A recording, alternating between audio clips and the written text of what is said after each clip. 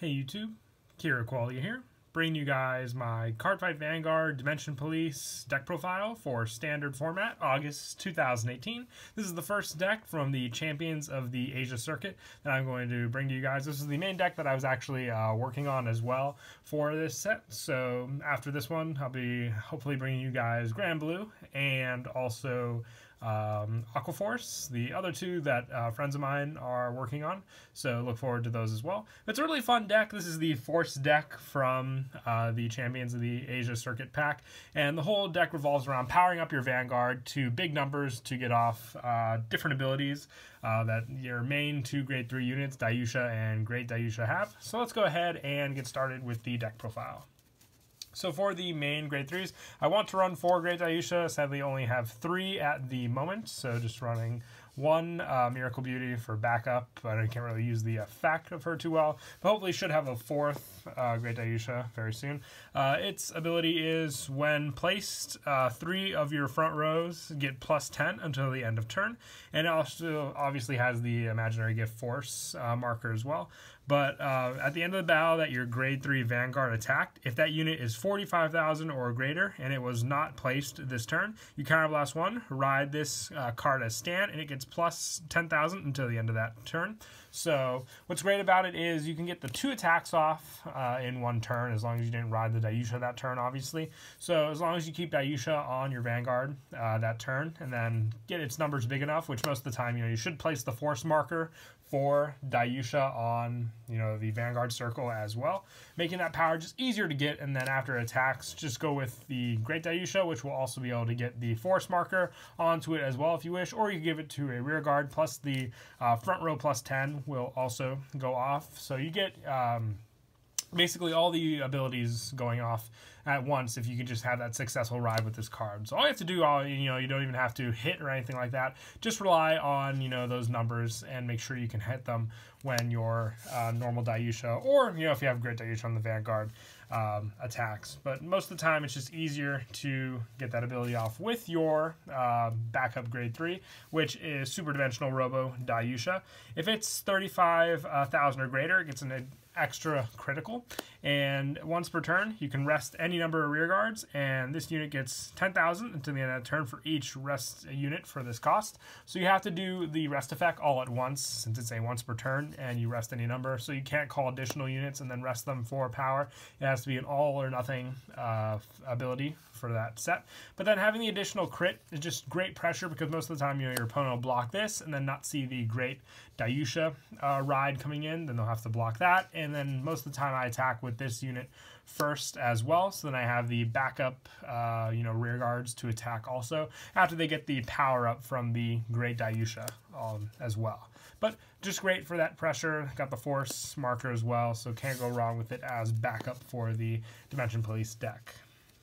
And then for the Grade 2s, I run 4 Die Dragon. I only have 3 at the moment, so just putting in a grander for backup placement. But with this one, it's a once per turn Soul Blast 1, and one of your Vanguards gets +5 until the end of the turn. And if your Vanguard is 35,000 or greater, this unit gets +10. So with the additional +10 of its own ability, and then, just Great Dayusha for the +10, you're getting 30,000 with this card by itself without the boost, which is amazing pressure overall for a Force deck. And then, like I said, most of the time you're just going to back up the power to your Vanguard with your rear guard effects. So you want to make sure you have some great ways just to boost them up yourself, and Die Dragon definitely does that with its +10 effect. And most of the time you'll be at 35,000 with Dayusha anyway.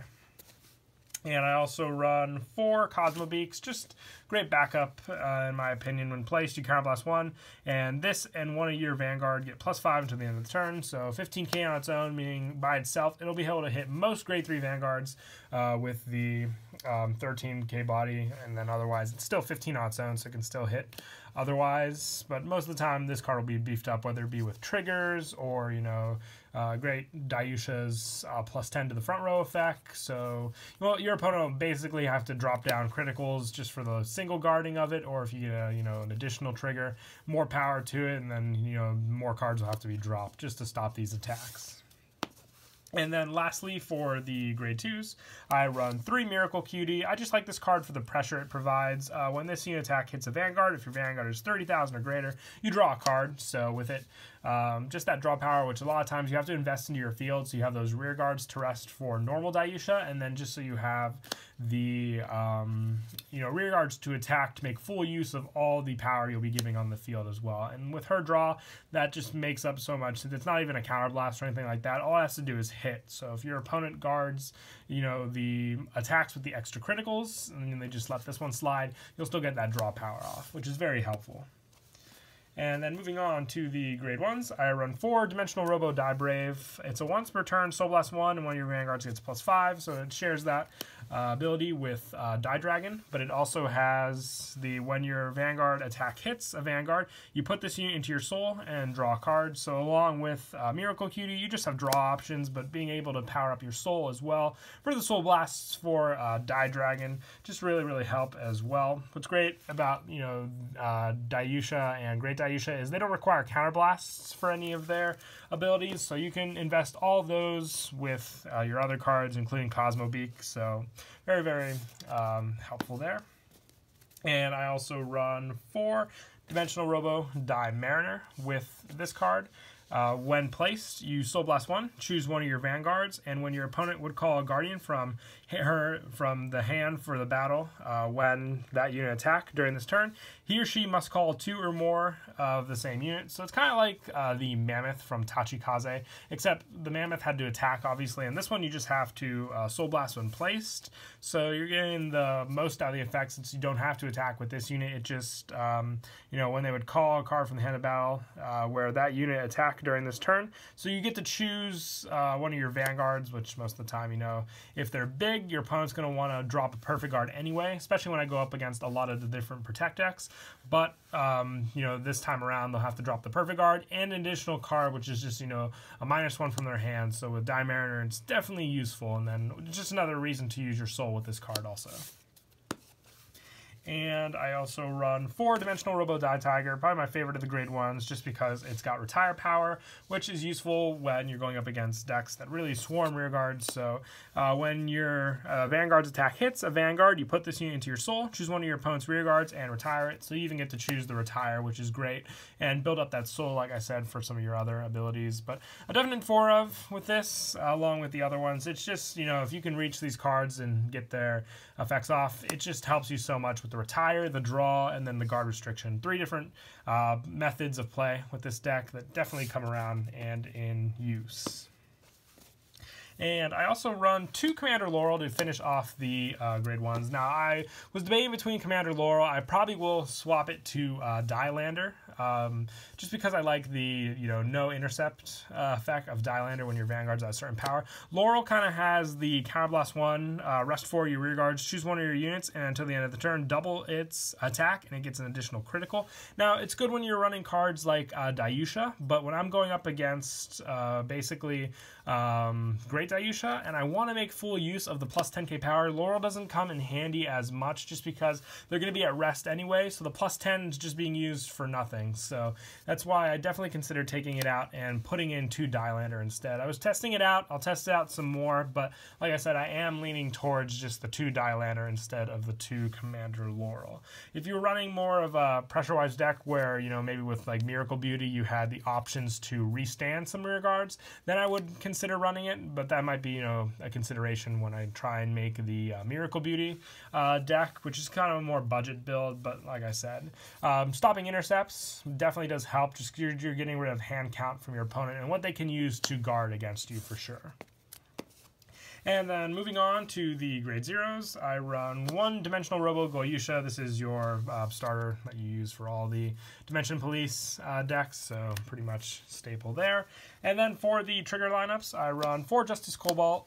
So the lineup I run is 8 critical, so 4 Cobalt, and also 4 Dimensional Robo Die Battles for the crit lineup. And then for the draw triggers, I'm running 4 of the new Diamond Ace Perfect Guard. Just like I said, I love the grade 1 lineup in this deck, so having the fact that I don't have to, you know, change any cards around for Perfect Guards with it is very, very helpful. So like that for most of the decks actually in standard format. And lastly, 4 Dimensional Robo Gore Rescue to finish off the trigger lineup. Now the biggest thing, I like the crit pressure with the deck, so I didn't really consider changing the trigger lineup to, you know, 7 critical, 5 draw, just because I really wanted to hit those crits when I'm going either with Dayusha and my opponent has to let the attack through. And that crit giving 3 damage is just so much pressure, and if it puts them at 5, the rest of the attacks are just hand dwindling down. So that's why I decided to stick with the 8 critical 4 draw for this version of the deck. But that is it for the deck profile. I hope you guys enjoyed the video. Very happy with how the deck turned out. I can't wait to playtest it some more.